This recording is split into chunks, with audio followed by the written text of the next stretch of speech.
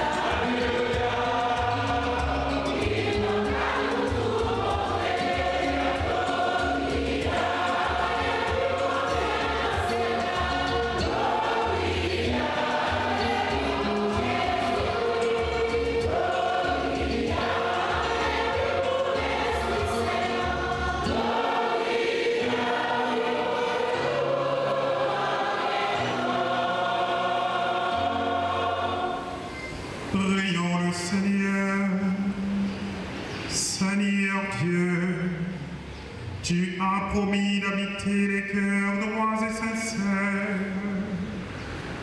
Donne-nous par ta grâce de vivre de telle manière que tu puisses faire en nous ta demeure. Par Jésus-Christ, ton Fils, notre Seigneur, qui vit et règne avec toi dans l'unité du Saint-Esprit, Dieu, pour les siècles des siècles.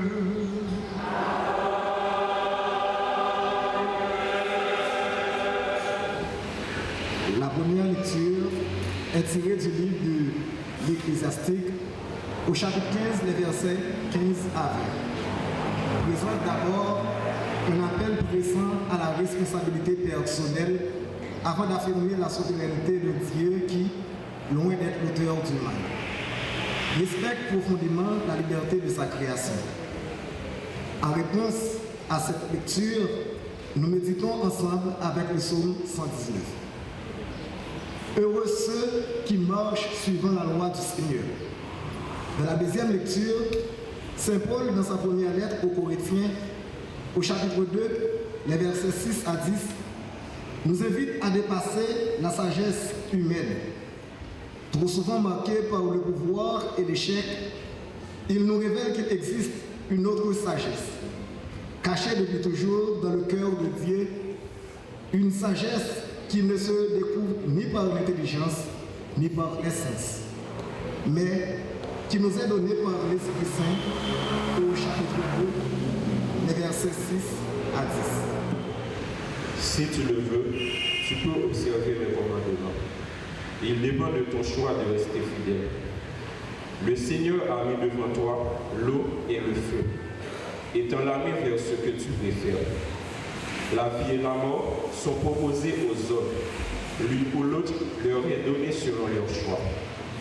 Comme la sagesse du Seigneur est grande, fort est son pouvoir, et il voit tout.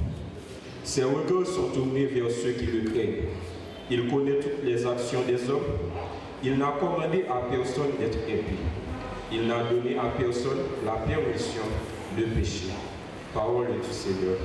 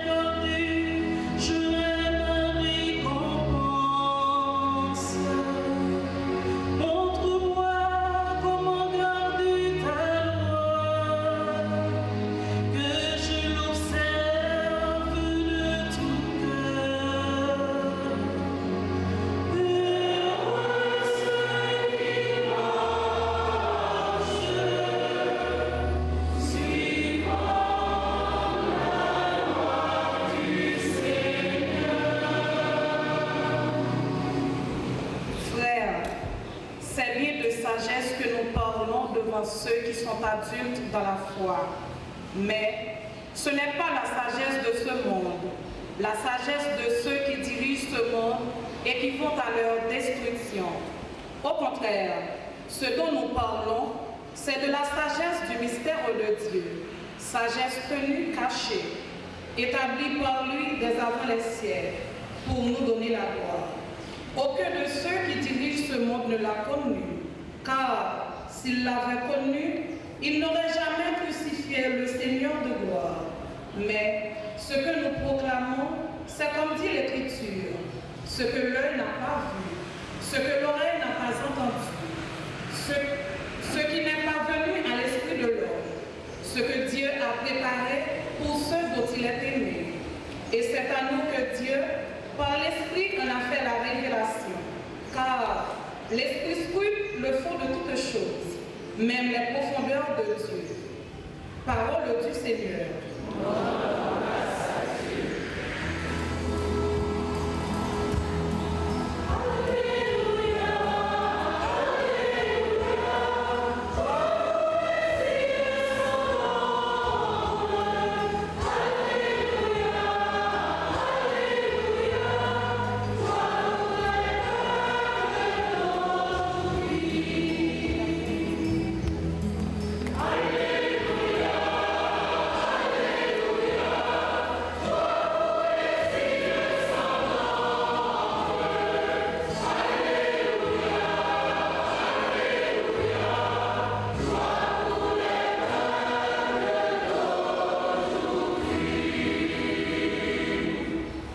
Alléluia, Alléluia, tu es béni Père, Seigneur du ciel et de la terre. Tu as révélé aux tout petits les mystères du royaume. Alléluia.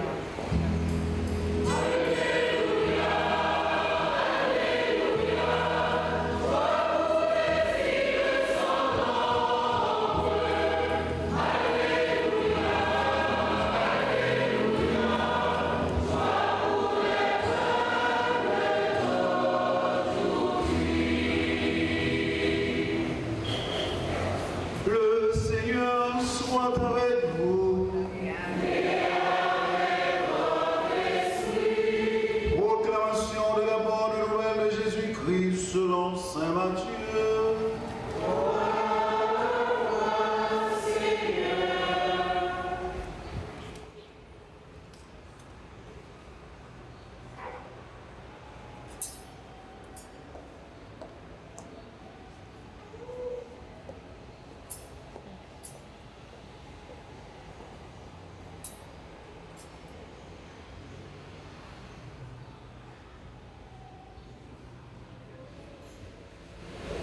Les ça, Jésus dit disciples, pas comprendre, moi venir pour me défaire la loi ou bien prophète. Moi pas venir défaire, mais réaliser net. Amen, moi dis nous, juste dans le ciel là, à terre passé, yon ti i ou bien yon ti trait, pas passer saute dans la loi, juste dans toute bagaille faite. Comme ça, mon cap défait yon petit commandement et puis cap apprendre mon yo fait comme ça, y a appelé petit dans pays roi ciel yo. Mais mon cap fait et puis cap apprendre mon ça yo, y a appelé yo grand dans pays roi ciel yo. Moi dis nous, si justice nous pas dépasser scribe yo, à pharisien yo, nous pas entrer dans le royaume ciel yo. Nous t'étendez, anciens ont dit nous, pas touiller. Moun qui touille, il mérite jugement. Moi-même, moi dis nous, tout le monde qui fait colère contre elle, il mérite jugement. Moun qui dit frère, tête vide, il mérite tribunal. Moun qui dit moun fou, il mérite pour quantifier. Comme ça, si on a pris cadeau devant l'hôtel là, et puis là on arrive là, ou songez frère ou qui choisit contre lui, qui te cadeau là, là même devant l'hôtel là, à réconcilier avec frère là avant. Après ça, ou à venir, ou à offrir cadeau là. Mettez-vous d'accord avec l'ennemi bien vite, pendant ou même, ou sous route avec lui. Pour ennemi, pas remettre tout dans mes juges là. Pour juge là, pas remettre tout dans les gardes là. Pour ne pas envoyer ou dans la prison. Amen, moi dis nous. Ou pas sortir là, juste temps où remettre dernier centime là. Nous t'étendez, ancien te dit nous, pas faire mauvais plaisir. Moi-même, moi dis nous, tout le monde qui garde yon madame pour en ville, lui déjà fait mauvais plaisir avec lui dans quel. Si j'ai droit tout, les verrous tomber dans le péché, Rachel, j'étais loin ou. Les plus bon pour yon monde, entrer sans yon membre, parce que yo jeté tout le corps dans le feu. Si mes doigts tout faire tomber dans le péché, coupez-le, jetez-le loin ou. Les plus bon pour yon seul membre, ou petit, parce que tout le corps à l'identifier. Yo te dit nous, si yon moun renvoie madame ni, c'est pour le bal billet divorce. Moi-même, moi dis nous, yon moun qui renvoie madame ni, sauf si lui-même avec madame ni, t'as dans plaisir la chair, ça ou pas marié, il perd une tournée à tilter. Moun qui marié avec un divorcé, il perd à tilter. Nous te donnons encore, yo te dit ancien yo, après serment, remettre là, ça vous promet dans ce serment là. Moi-même, moi dis nous, pour nous pas faire serment du tout, ni sous ciel là, parce que c'est trop de mon Dieu lié, ni sous terre, parce que c'est marche escalier pied, ni sous Jérusalem, parce que c'est l'île grand roi, ni pas faire serment sous tête, parce que vous ne pouvez pas faire un seul cheveu, vin blanc ou bien noir. C'est pour parole, oui, oui, non, non. Ça qu'en dans bagaille ça c'est dans pas bon il sorti. Acclamons la parole de Dieu.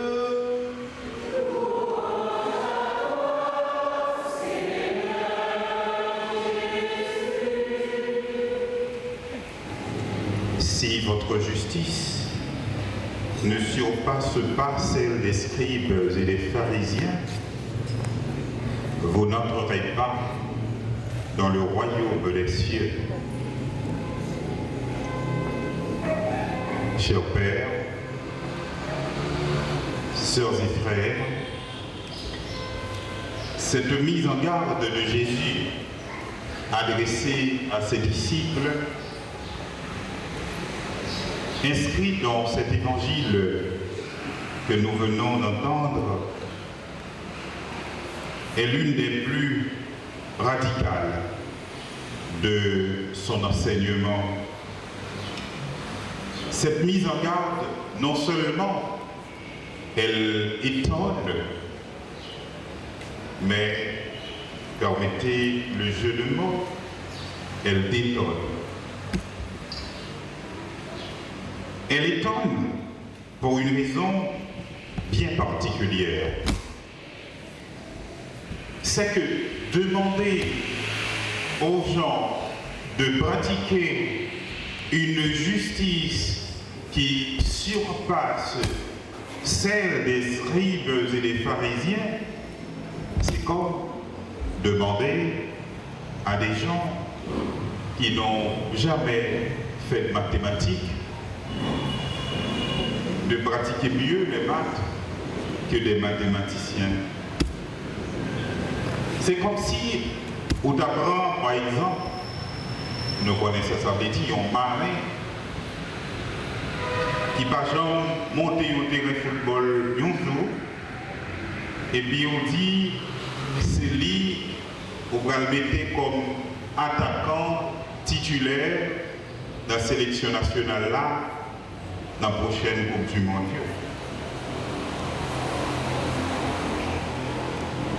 Qui étaient en effet les scribes et les pharisiens? C'était des professionnels de la loi, des spécialistes de l'écriture. Nous te dit que mise en garde que Jésus adressait nous dans l'évangile, je dis à l'étonner et en même temps les dédonner. l'exhortation de Jésus à ses disciples, les invitant à pratiquer une justice qui surpasse celle des pharisiens, est une exhortation qui détonne et nous connaît qui ça détonner, veut dire. Au sens littéral, détonner, c'est chanter faux. Alors ça va gagner pour le choralement, ou jouer faux. Et là, encore, ça va gagner pour le un musicien. Lorsque vous chantez faux, ou jouez faux, alors vous vous écartez du ton initial. Et contrairement à ça, on a pensé, vous avez un excellent chanteur, un excellent musicien, et puis vous détournez. Parce que vous avez un excellent chanteur, un excellent musicien, mais pas les oreilles musicales. Et par exemple, si ça vous est on a gagné une grande appréciation, et puis, ouais, nos musiciens qui font note, ils sortent complètement de ton initial reste musical. Alors que c'est un excellent musicien. Ou bien il dérange quelque part par quelque chose.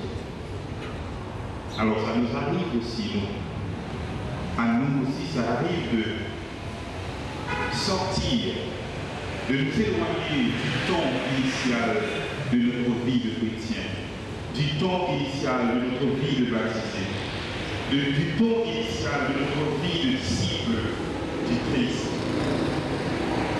Et il y a une expression, parce que moi-même, c'est un ancien choriste. Donc, il y a une expression souvent, nous-mêmes choristes, nous allons utiliser le l'inaugural là et puis nous avons une fausse note. Ou bien, il parle en chant, il parle en parole, il parle en mélodie, il parle en parole. Alors, vous voyez que les personnes là, par exemple, fait ça, au sens littéral du terme, ces personnes n'ont pas pratiqué ça dans la vie, ils disent la fumée. Donc, il y a de là la fumée tout dans la vie chrétienne. Mais Jésus lui-même, c'est pas fumée, la fumée. Ça, je vous le garantis. Jésus avait bien raison de nous faire cette exhortation. Sauf que nous admettons que cette exhortation détonne. L'idée détonner parce que si nous prenons détonner dans sens figuré, c'est en quelque sorte l'heure où en contraste, ou même peut-être en contradiction, l'heure où à contre-courant, l'heure où pas en harmonie avec l'opinion commune, avec ce que tout le monde croit et ce que tout le monde dit. Et ce n'est pas parce qu'on est minoritaire dans sa position que l'on a tort. Nous avons tendance à croire que la raison est du côté du plus grand nombre. Pas nécessairement. Tout le monde a dit un bagage et puis c'est bagage pas bon. D'ailleurs, il y a un auteur, un spécialiste dans le domaine psychologie et communication, qui est le Serge Tiakotine, qui dit que foule là toujours est temps. Il dit que la foule a toujours tort parce que certains ont l'art et même le génie de manipuler la foule.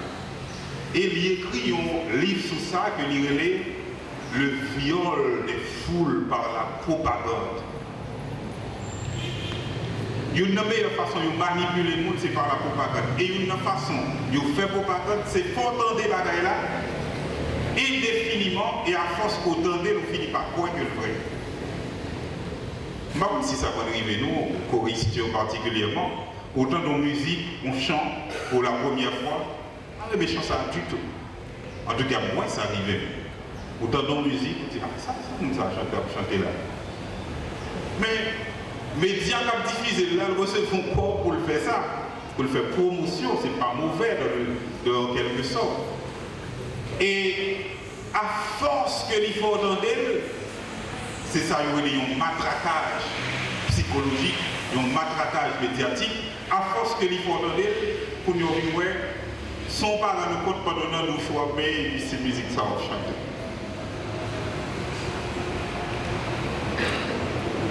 Donc Jésus, malheureusement, il va cardinal dans la bagaille ça. Il vient, il voit que tout le monde allait vers, il a tendance à croire que les pharisiens et les scribes sont les modèles visibles de la piété juive de son temps, du 1er siècle. Et pourtant, il va jusqu'à les qualifier d'hypocrites. Le mot hypocrite là, c'est un mot, puisque dans le contexte, Jésus a là, certes, l'idée juive, et le peuple y a parlé particulièrement deux langues, hébreu et araméen. Mais dans le temps Jésus a, eh bien, malgré ces Romains qui ont dominé, qui ont occupé Israël, mais Romains, leur ont renversé l'hégémonie grecque qui instaurait sur le monde depuis Alexandre le Grand. Ils ont réussi à dominer le monde politiquement, mais ils n'ont pas réussi à dominer le monde culturellement. Donc ce qui fait que la culture grecque était encore de mise. Donc pour comprendre, ça Jésus le dit, le livre des hypocrites là, il faut aller chercher ça, l'hypocrite là, le dit dans le grec. Une hypocritesse, l'hypocrite dit son monde a porté un masque qui parle lui-même. Visage qui présenté là, ce n'est pas visage naturel. Donc, Jésus considérait les pharisiens et les scribes, en tout cas certains pharisiens et certains scribes, comme des hypocrites, c'est-à-dire des gens qui portaient un masque social. Mais de toute façon, si les pharisiens et les scribes sont des spécialistes de l'écriture, des professionnels de la loi et des modèles de la piété pour les gens, comment alors imaginer une justice qui pourrait dépasser la leur? Connaissant un peu le domaine du droit et une ample connaissance de la théologie et de la tradition biblique, je peux attester que Jésus n'a pas tort, car nous pouvons pratiquer effectivement une justice qui surpasse celle des scribes et des pharisiens. Si nous comprenons mieux ce que cela veut dire justice ou être juste. Donc, pratiquer une justice qui surpasse celle des pharisiens et des scribes n'est pas au-dessus de nos forces, ni au-delà de nos connaissances. Ça qui fait nous croire que l'idéal évangélique, ça veut dire pratiquer une justice qui dépasse justice scribe et pharisien. Ça qui fait nous croire que ça, au-dessus de nous-mêmes, c'est justement compréhension étriquée nous gagner de ça justice. Pour juger et pour en une société ancienne et actuelle, la justice est souvent identifiée soit à la loi, donc le dit justice, nous pensons peut-être que l'on parlé de la loi. La justice par respecter, dans tel coup, la loi n'est pas respectée. La loi est violée. Ou bien, le justice n'a pas de tribunal. La justice par fait travailler, c'est comme si c'est juge qui par fait travailler seulement. Ou bien, on dit, ma prénom la justice, donc ma prénom au tribunal. Et s'il vous plaît, sous besoin ennemi juré, yon haïtien, s'il vous plaît, pas jamais le tribunal, quel que soit ça, le gars. Ces derniers côtés, sur les haïtiens, eh bien, c'est fini. Même si longtemps, Il y a de l'autre, on a parlé de justice, nous voyons justice là comme la sanction judiciaire ou pénale. On a fait un bagage et puis la juge d'une certaine impunité nous dit ah, la justice peut faire travail. Et puis en fait, tant que juifs, tant que pharisiens, tant que scribes, souvent nous croyons que être juste, c'est être dans la conformité à la norme, à la règle, à la loi. Or, sœurs et frères, ce que Jésus lui appelle justice ne désigne pas d'abord une conformité juridique, une conformité à une règle, à une norme. Certes, Jésus dit reprendre vocabulaire ordinaire, vocabulaire ambiant, vocabulaire naturel que nous utilisons, mot justice là, il n'a pas inventé un nouveau mot. Et d'ailleurs, c'est ça, tout processus révélation, mon Dieu, a montré nous que c'est une incarnation progressive. Bon Dieu, il crée nous, il donne nous intelligence, nous inventer plus que le langage, la langue, la parole. Mais bon Dieu, pour lui parler avec nous, il n'a pas inventé une langue. Il n'y a pas de langue divine, mes sœurs et frères. Il n'y a pas de langue divine. N'en déplaise à ceux qui possèdent le don de la glossolalie. Pas de connaître qui ça glossolalie, c'est l'heure où nous commençons la prière, surtout dans le charismatique, et puis nous commençons par une langue à un certain moment que personne ne va comprendre. Donc, c'est ça, on est le don de la glossolalie. Moi, songez, moi, j'ai gagné un professeur exégèse qui te dit nous que, en quelque sorte, la Pentecôte, si l'on peut considérer qu'il s'agit d'une glossolalie, en fait, ce n'est pas d'abord un miracle de langue. C'est un miracle de la compréhension. C'est le miracle de la compréhension. Bon Dieu fait tout le peuple comprendre ça apôtre Abdia, mais ce n'est pas nécessairement apôtre qui fait parler langue chaque peuple.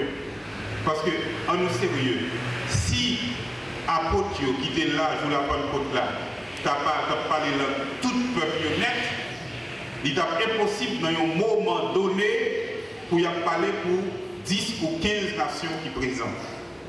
Il n'est pas possible pour m'en parler dans une minute pour me faire une même phrase et puis pour me faire même phrase ça dans 5 ou 6 langues différentes.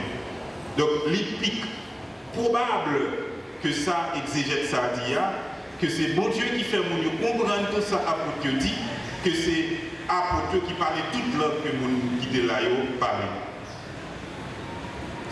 Et il y a un commentateur de texte à Pentecôte là qui allait plus loin, il dit que, eh bien, le seul langage, la seule langue qui soit vraiment universelle, c'est la langue de l'amour.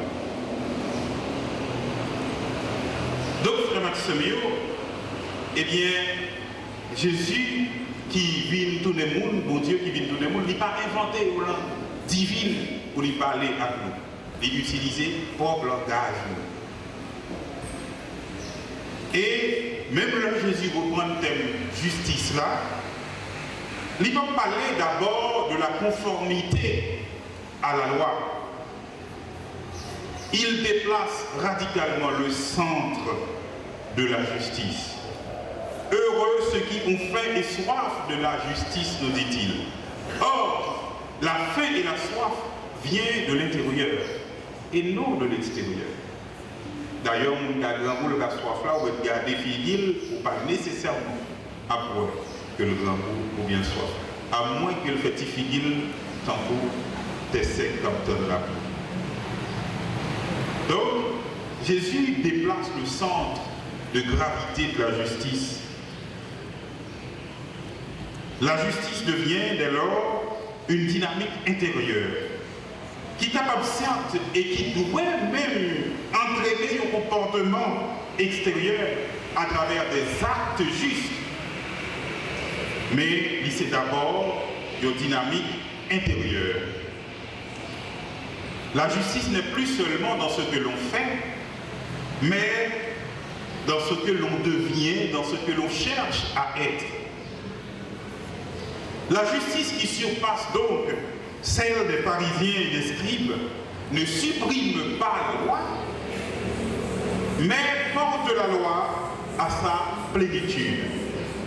Jésus nous dit dans l'Évangile, « Je ne suis pas venu abolir, mais accomplir la loi. » Verbe accomplir là, veut dire en grec, mener yon bagay dans pleine réalité et en même temps dans pleine réalisation. Pleine réalité et pleine réalisation. Accomplir la loi dans sa pleine réalité, sœurs et frères, signifie que Jésus révèle le sens profond de la loi. La loi que bon Dieu te baille Israël là, te fini par résumer à un simple code de loi, un simple code juridique, ou bien un ensemble d'interdits. Mais en réalité, bon Dieu, là il n'est pas le peuple à la loi, il était visé la vie, la communion du peuple avec lui.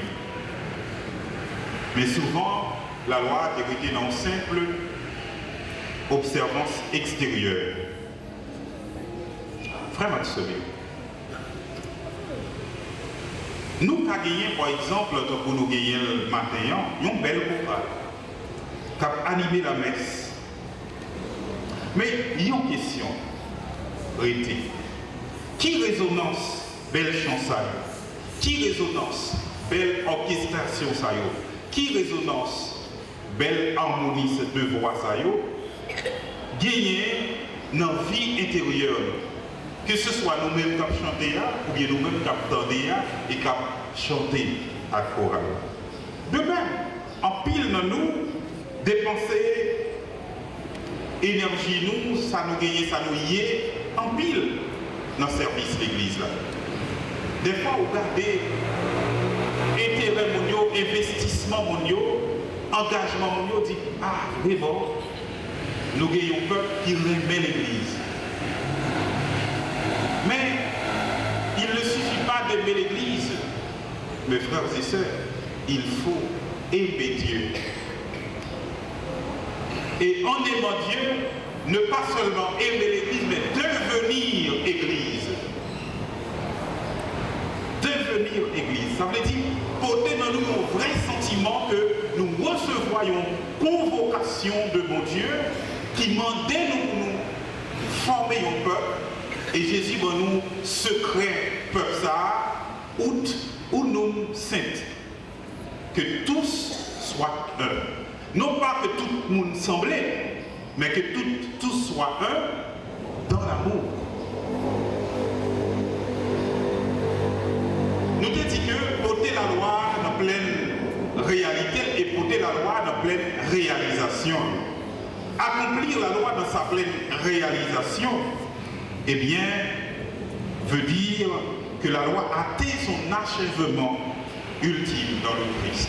La loi a fait travailler et maintenant, la loi a besoin pour nous quitter l'esprit, inscrit la loi dans le cœur nous-mêmes pour nous capables de tourner le monde que la loi voulait nous tourner.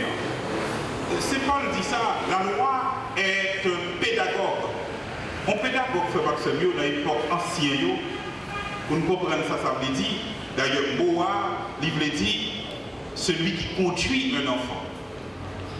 Donc, il y a un pédagogue qui va aller gagner c'est un monde, il y a un employé, ce n'est pas d'abord un professeur. Je dis à nous confondre le pédagogue là avec le professeur. Mais dans les temps anciens, le pédagogue là, c'est un monde qui est employé pour mener tout le monde à l'école. Et il dit, un rituel de la mener tout le monde à l'école. La marche derrière et non pas devant. Parce que si tout le monde ne fait faux pas, il faut le temps intervenir. Donc, si le pédagogue va faire Maxime, c'est mener tout le monde dans l'école, mais ce n'est pas lui-même qui va enseigner tout le monde dans l'arrivée de l'école là. Donc, à partir du moment où l'arrivée n'importe l'école là, nous sommes capables de dire que le travail est fini. Et c'est ça la loi a fait. La loi a une responsabilité, menez-nous dans pleine réalisation, ça qui c'est Jésus-Christ. Jésus-Christ réalisait la loi non seulement parce que tout ça, la loi a annoncé, c'est dans Jésus-Christ qui aboutit, mais en même temps tout parce que c'est pour venir Jésus, la loi a préparé nous. Jésus n'accomplit donc pas seulement les prescriptions de la loi, il incarne la loi, mais surtout la loi dans sa nouveauté. La vie, les paroles, les actes concrets que lui posait, qui allait jusqu'à bailler la vie sous la croix pour nous, tout ça dévoilé, révélé, un projet ultime dont Dieu gagnait pour le peuple, pour nous-mêmes, que l'il voulait sauver, l'heure, il débaille Israël la loi. Donc, accomplir la loi, frère Maxime, il pas signifie que Jésus vient ajouter de nouvelles exigences à la loi existante. Mais il signifie que Jésus vient manifester sa loi et porter dans lui en germe. Frère Maxime, en général, dans une pile société, nous toujours croyons que chaque fois qu'on corrige une situation, c'est nécessairement une nouvelle loi pour nous gagner. Ça, c'est une erreur grave que la société nous a fait. Ils ont quitté de côté la fonction de l'éducation pour conformer, pour faire grandir, pour le vivre tourner au monde à part entière. C'est peut-être ça l'Église catholique particulièrement. Dans l'anthropologie, éducation, il parlait de vision de l'éducation, il parlait de éducation de l'homme intégral. Ça veut dire que ce n'est pas former le monde pour le qu'on lit à écrit, pour le grand et brillant intellectuel, pour le parler bel français, bel anglais. Et je dis à nous connaître que mon Dieu parle mandarin, en pile tout. Mais c'est former mon monde pour le vivre monde, former l'humain dans l'homme. Mais malheureusement, nous-mêmes, nous croyons que pour corriger, il faut nécessairement qu'il y ait une nouvelle loi. Alors que la loi qui est déjà, nous pouvons même appliquer, et puis nous avons créé de nouvelles lois. Eh bien, là, ça, nous tombons dans un bagage de juristio, il y aurait l'inflation législative. Et donc, vous tombez dans l'inflation législative, pour en Israël, vous avez environ 613 préceptes pour observer. Eh bien, au final, on vit tellement de lois, père par exemple qu'il a avec nous, il est capable tellement de nos consignes, tellement de nos consignes pour au même bagage que finalement nous presque pas une guise pour respecter. Donc l'essentiel ce n'est pas de multiplier les lois, c'est d'éduquer au respect de la loi. Et là nous tombons dans l'inflation législative, eh bien, juristes particulièrement technicien la loi, il dit ou qu'à tomber dans l'insécurité juridique. Parce que mon Dieu va connaître qui loi qui interdit, qui loi qui permet de faire ceci ou cela, parce que il y a trop de lois. Et si chaque juge a interprété chaque loi, ça y est, bon côté par eux, on va gagner une surabondance de jurisprudence, qui va faire qu'on y avoir qui côté ou à prêter pied. Et pourtant, même technicien du droit, ça y est, dit que eh bien, la sécurité juridique, c'est un fondement d'un état de droit. En Haïti, nous avons longtemps dit que le problème pays, c'est l'instabilité. Et nous dit, moi j'ai ça en pile en certain moment, surtout là où il y a besoin de réviser la Constitution 1987 là, je dis que source instabilité, c'est la Constitution elle-même. Mon Dieu, une Constitution que nous n'avons jamais cherché à respecter. Pour dire la Constitution. Et de plus, une Constitution, c'est base, c'est fondement, un contrat social.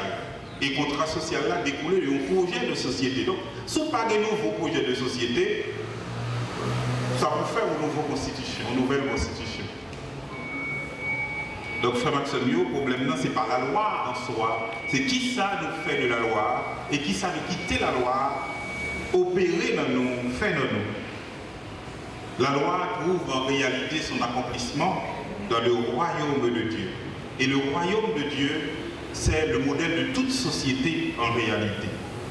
Le royaume de Dieu, c'est-à-dire la communion de l'homme avec Dieu par l'Esprit Saint. Ce que la loi commandait sans donner la force de l'accomplir, l'Esprit le rend possible en transformant le cœur de l'homme. Dans Maximio, mot pharisien, qui c'est mon qui est grand spécialiste de la loi à écriture, il sorti dans la hébreu pérouchim qui veut dire séparer. Les pharisiens portaient ce nom parce qu'ils se considéraient comme des pieux, comme des purs, et donc de ce fait séparés de ceux qui sont impurs, de ceux qui sont les pécheurs publics.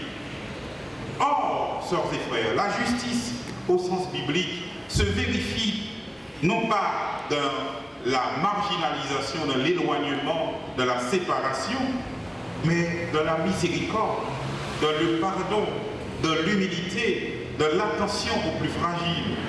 Elle n'exclut jamais, mais elle relève et bannit toute marginalisation.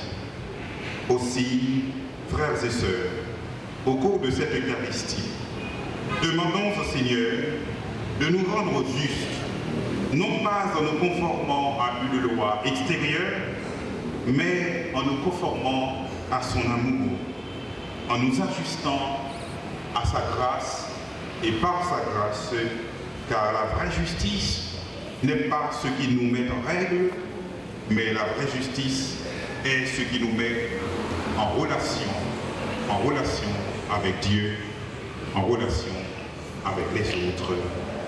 Amen. Sœurs et frères, levons-nous et proclamons notre foi en chantant avec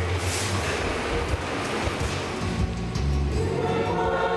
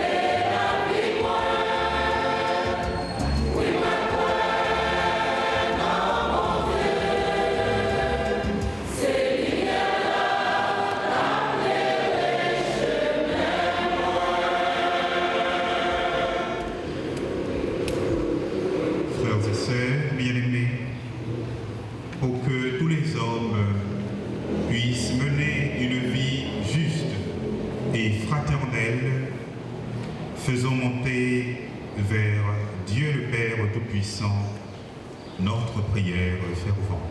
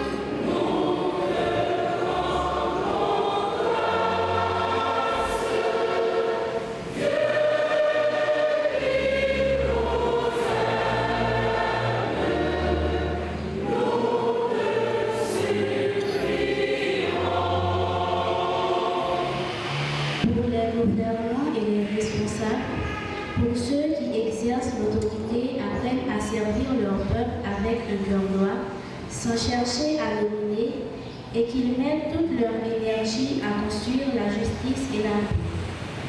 Prions le Seigneur.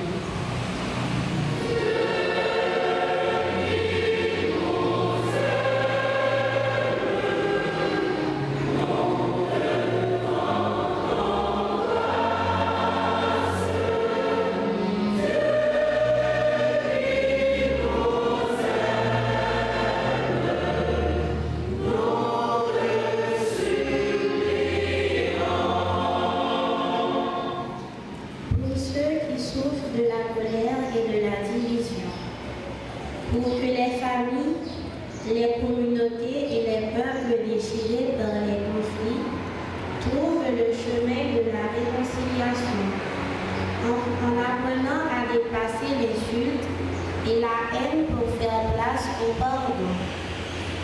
Prions le Seigneur.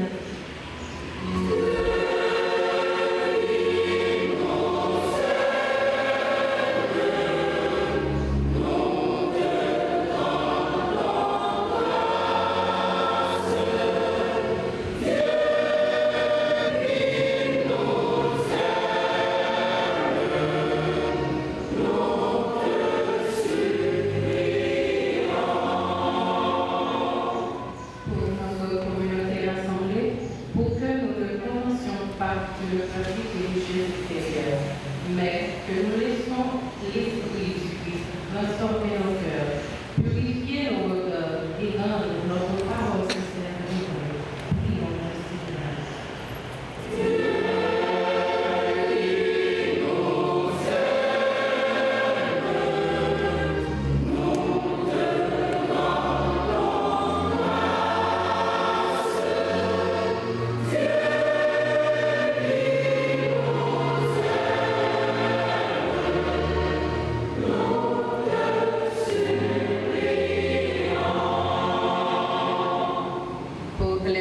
De la chorale Notre-Dame de la Médaille miraculeuse, pour que le Seigneur les guide sur le chemin de la mort et leur donne la force de poursuivre la mission du Christ avec humilité et simplicité de cœur. Prions le Seigneur.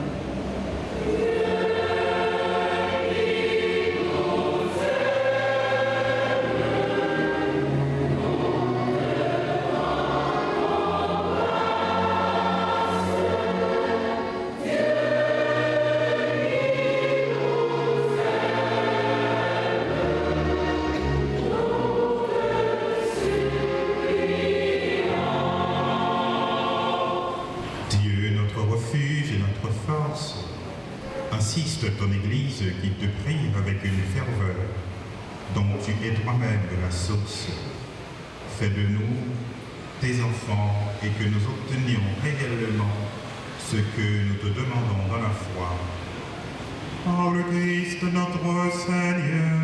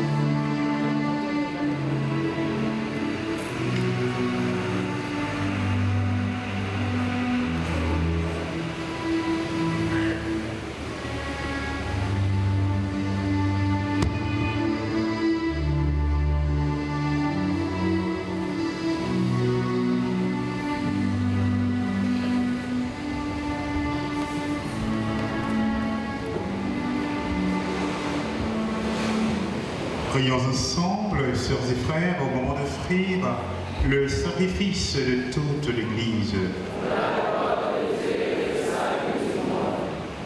Que cette offrande de ton priant, Seigneur, nous purifie et nous renouvelle, qu'elle devienne pour ceux qui accomplissent ta volonté la cause de la récompense éternelle.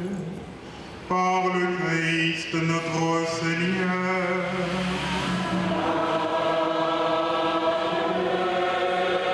Le Seigneur soit avec vous. Élevons notre cœur. Rendons grâce au Seigneur notre Dieu.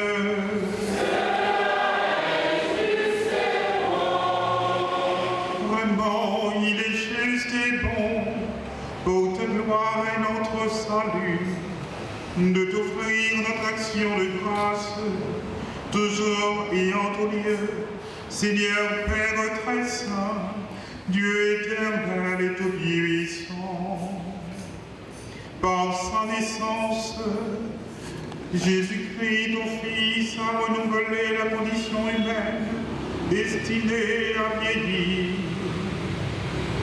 Par sa passion, il a effacé nos fautes.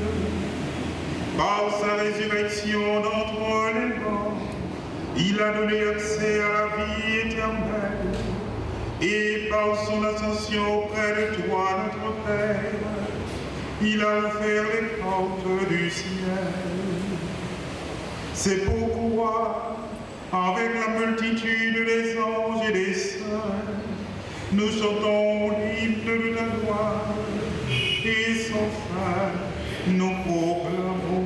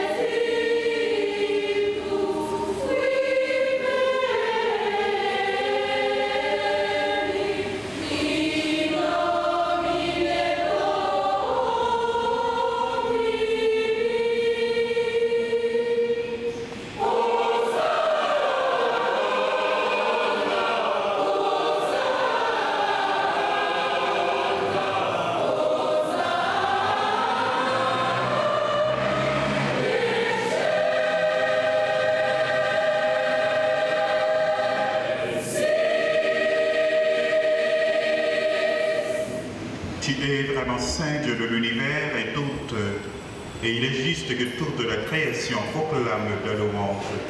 Car c'est toi qui donnes la vie, c'est toi qui sanctifies toutes choses. Par ton Fils Jésus-Christ, notre Seigneur, avec la puissance de l'Esprit Saint. Et tu ne cesses de rassembler ton peuple, afin que du levant au couchant du soleil, une offrande pure soit présentée à ton nom. C'est pourquoi nous voici rassemblés devant toi, Dieu notre Père, et dans la communion de toute l'Église, nous célébrons le jour où le Christ est ressuscité d'entre les morts. Par lui que tu as élevé à ta droite, nous te supplions de consacrer toi-même les offrandes que nous apportons. Sanctifie-les par ton esprit, pour qu'elles deviennent le corps et le sang de ton Fils, Jésus-Christ notre Seigneur, qui nous a dit de célébrer ce mystère. La nuit où ta balle trahit, Jésus là, libre payant, lui dire merci, lui bénir, lui casser, lui bailler, baptisant, lui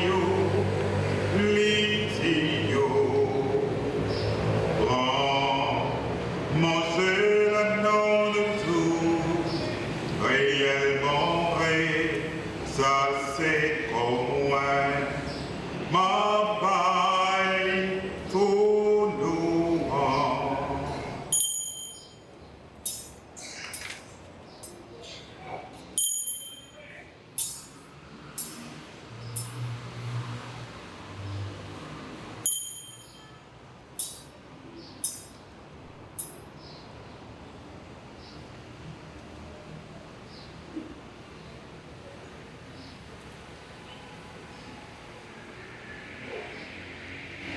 Même dans tout, les filles manger, les prend calice là, les tourneurs du merci, les bénis, les bails baptisant les tio.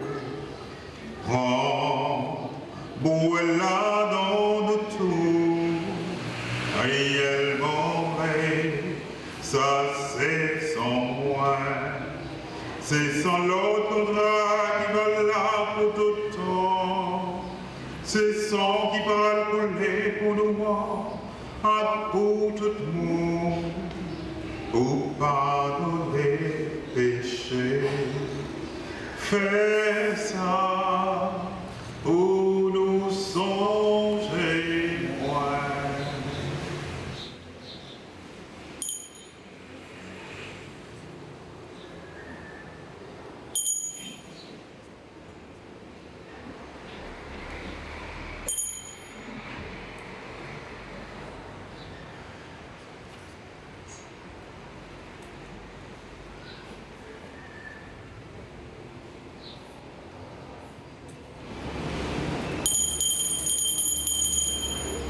Proclamons le mystère de la foi.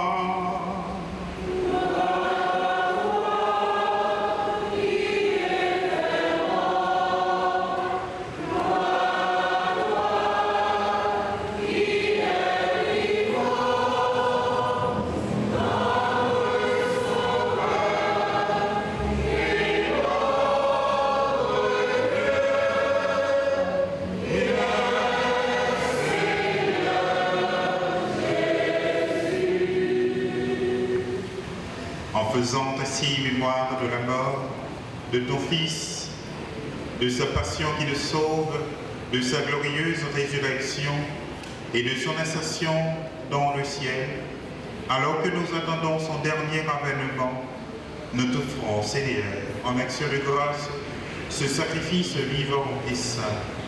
Regarde, nous t'en prions, l'oblation de ton Église, et de lui reconnaître ton Fils, qui, selon ta volonté, s'est offert en sacrifice pour nous réconcilier avec toi. Quand nous serons nourris de son corps et de son sang, et remplis de l'Esprit Saint, accorde-nous d'être un seul corps et un seul esprit dans le Christ. Que l'Esprit Saint fasse de nous une éternelle offrande à ta gloire, pour que nous obtenions un jour l'héritage promis avec tes ennemis. En premier lieu, la bienheureuse Vierge Marie, Mère de Dieu, avec Saint Joseph, son époux, les bienheureux apôtres, les glorieux martyrs et tous les saints qui ne cessent d'intercéder auprès de toi et nous assurent de ton secours. Et maintenant, nous te supplions, Seigneur, par le sacrifice qui nous réconcilie avec toi, étends au monde entier le salut et la paix. Affermis ton Église en pèlerinage sur la terre, dans la foi et la charité, en union avec ton serviteur, notre pape Léon, et notre évêque, Max Leroy, ses auxiliaires, Wismik et Sander, l'ensemble des évêques, les prêtres, les diacres et tout le peuple que tu as racheté. Écoute en ta bonté les prières de ta famille, que tu as voulu rassembler devant toi. Dans ta miséricorde, ramène à toi, Père très aimant, tous tes enfants dispersés. Pour nos frères et sœurs défunts, et pour tous ceux qui ont quitté ce monde et trouvent grâce devant toi, nous te prions. En ta bienveillance, accueille-les dans ton royaume, où nous espérons être comblés de ta gloire, tous ensemble pour l'éternité, par le Christ notre Seigneur, par qui tu donnes au monde toute grâce et tout bien. En lui, avec lui, en lui.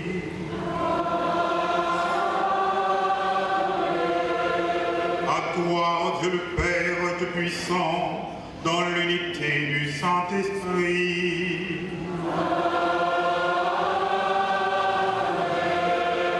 Toute honneur et toute gloire pour les siècles des siècles.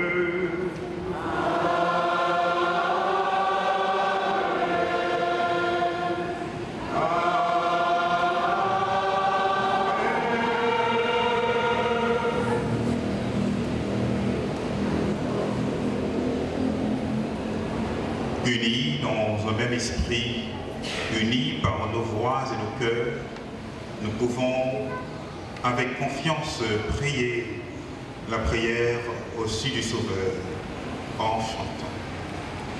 Notre Père qui es aux cieux, que ton nom soit sanctifié,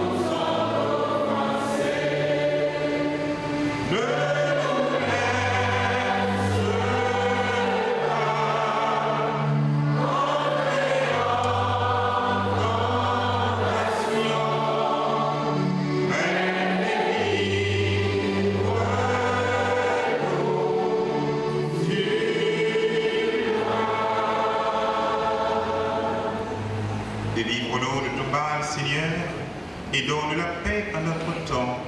Soutenus par ta miséricorde, nous serons libérés de tout péché, abris de toute épreuve, nous qui attendons que se réalise cette bienheureuse espérance, l'avènement de Jésus-Christ, notre Sauveur.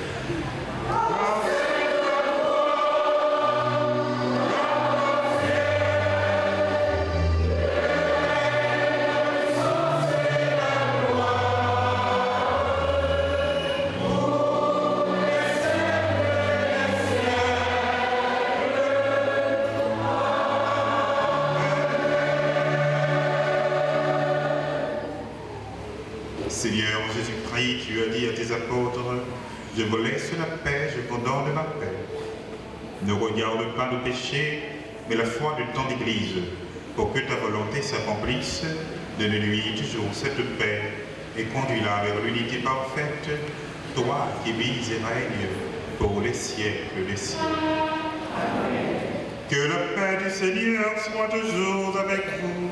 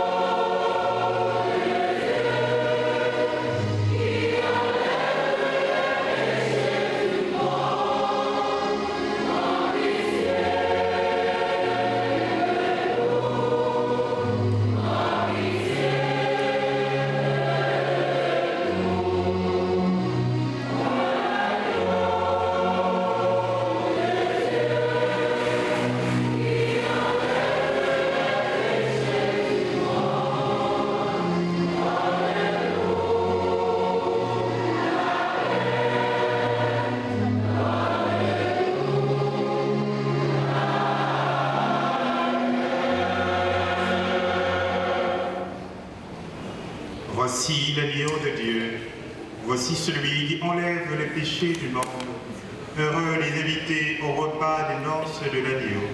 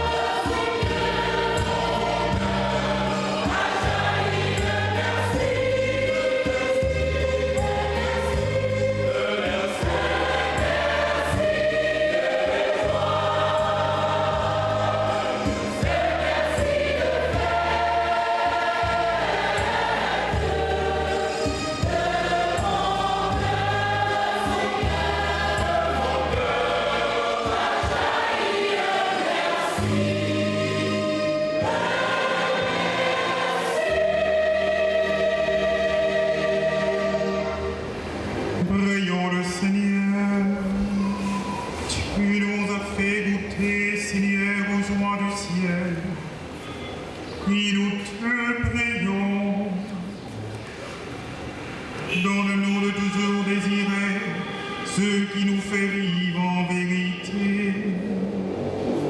Par le Christ notre Seigneur.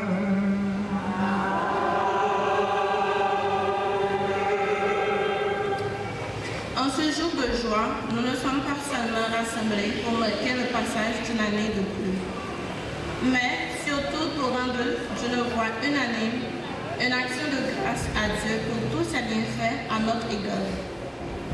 Voilà maintenant 4 années d'existence de notre chorale, 4 années de louange, fidèles à notre engagement, de service humble et de foi vivante.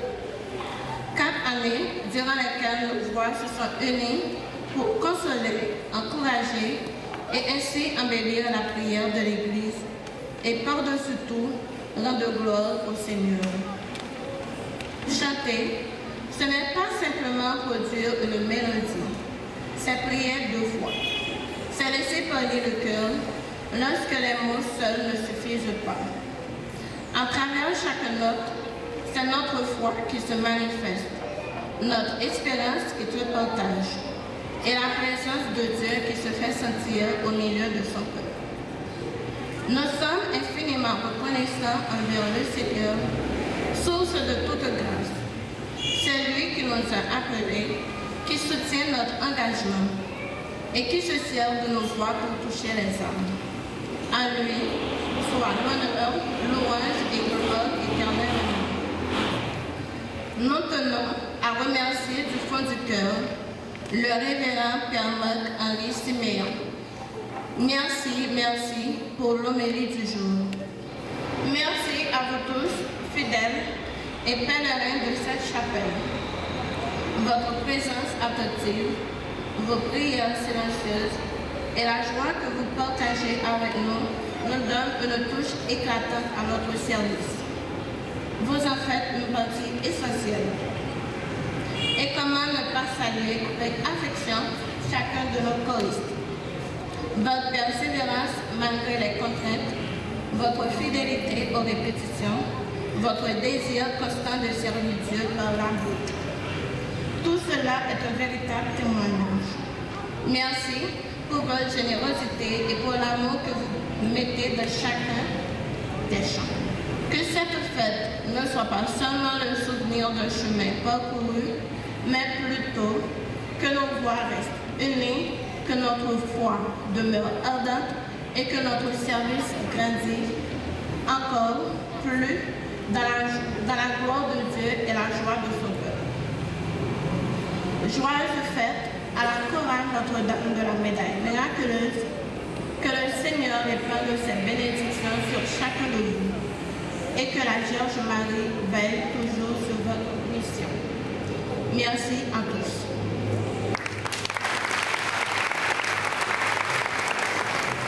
Disposez-vous pour recevoir la bénédiction. Le Seigneur soit avec vous.